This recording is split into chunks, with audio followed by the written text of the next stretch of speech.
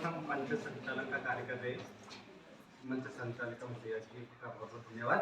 उन्होंने अवसर दिया मुझे आपके समक्ष विचार रखने के लिए और सम्मानित आज के कार्यक्रम के समस्त पदाधिकारी व निर्णायक की भूमिका निभाने वाले शिक्षकगण, मैं Rajendra Kumar B Ed first semester आपके समक्ष उपस्थित हूँ आज़ादी के 75 वर्ष एवं महिला सशक्तिकरण विषय पर अपने विचार रखने के। संक्षिप्त में इसकी व्याख्या करना चाहूँगा। महिला सशक्तिकरण का अर्थ। महिला सशक्तिकरण के अंतर्गत महिलाओं द्वारा स्वयं के मूल्य को समझते हुए आर्थिक स्वावलंबन, जैसे भी मैंने भी बताया कि उसमें भागीदारी भी है, राजनीतिक भागीदारी, सामाजिक विकास हेतु स्वयं में निर्णय लेने की सक्षम सी है। तो यह सशक्तिकरण का मतलब यह बिल्कुल नहीं है कि महिला द्वारा पुरुषों की बिल्कुल विपरीत होना, बल्कि एक दूसरे के पूरक या एक दूसरे के सहयोगी बनकर एक सुदृढ़, एक अच्छा समाज का निर्माण करने से है।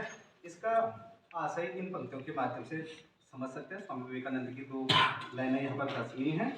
बिना महिलाओं की उपस्थित स्थिति में सुधार किए अब समाज का कल्याण संभव नहीं है, जैसे कि किसी पक्षी के लिए एक पंख से उड़ान संभव नहीं है। प्राचीन काल व मध्यकाल में महिलाओं की स्थिति का वर्णन करना यहाँ भी उचित नहीं है, क्योंकि आज के जो कार्यक्रम का उद्देश्य वाक्य है वह है आज़ादी के 75 वर्ष व महिला सशक्तिकरण। तो मुझे अपनी जो बातचीत है इस बात पर एक बल देते हुए आगे बढ़ना चाहिए। मैं एक विधि का छात्र होने के नाते अपना नैतिक दायित्व भी समझता हूँ। यहाँ पर विधि की चर्चा संक्षिप्त में रखूँगा। भारतीय संविधान में महिलाओं से संबंधित प्रबंध व भारत में महिलाओं से संबंधित कानून और बात करूँगा राज्य सरकार व केंद्र सरकार की कुछ योजनाओं पर।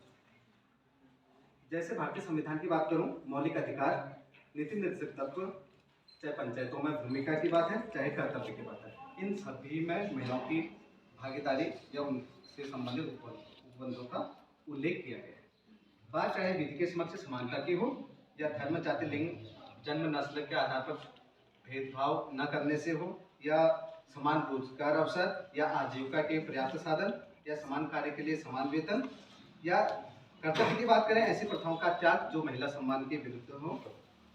कुछ ऐसी विधि जो महिलाओं की स्थिति को सुदृढ़ करते हैं भारत में, जैसे दहेज निषेध अधिनियम 1961, गर्भ चिकित्सा के समापन अधिनियम 1971 का है, समान पारिश्रमिक अधिनियम, घरेलू हिंसा रोकथाम अधिनियम 2005 व शिक्षा का अधिकार 2009, और इसमें महत्वपूर्ण भूमिका जो निभाता है वो है राष्ट्रीय महिला आयोग। और सरकार की कुछ योजनाएं जैसे बेटी बचाओ बेटी पढ़ाओ, मिशन वात्सल्य, उज्ज्वला योजना, नंदा गौरा कन्याधन, निर्भया योजना, ये तमाम ऐसे योजनाएं हैं जो महिलाओं को समृद्ध करने में महत्वपूर्ण भूमिका निभाती है। अब बात करता हूँ आज़ादी के बाद महिलाओं की उपलब्धि या उन क्षेत्रों की जहाँ पर महिलाएं सफल हुई हैं। ये एक अनुकरणीय वाक्य है। जैसे एक स्त्री जो यह समझती है कि एक घर चलाने में क्या समस्याएं हैं, वह यह समझने के बहुत नज़दीक है कि एक देश चलाने में क्या समस्याएं हैं। तो इन्हीं बातों का अनुकरण करते हुए भारत के संदर्भ में बात करूं तो राष्ट्रपति, चाहे प्रधानमंत्री हो, वित्त मंत्री हो, या अन्य संवैधानिक पद, चाहे बात करूं खेल जगत की या अंतरिक्ष जगत की या विज्ञान अनुसंधान व अंतर्राष्ट्रीय सहयोग व मैत्री संबंध स्थापित करने में, इन तमाम क्षेत्रों में महिलाओं ने महत्वपूर्ण भूमिका निभाई है और निभा भी रही है।